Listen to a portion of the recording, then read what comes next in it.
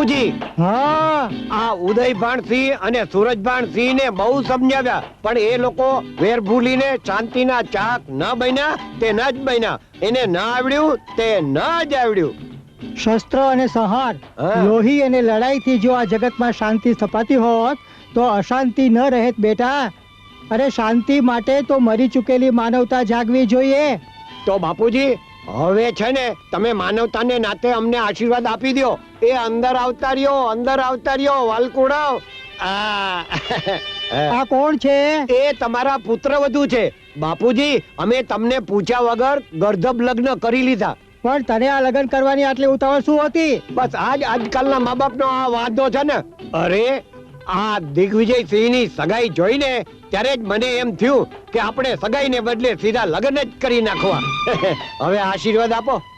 તમારું જોડું અમર રહે.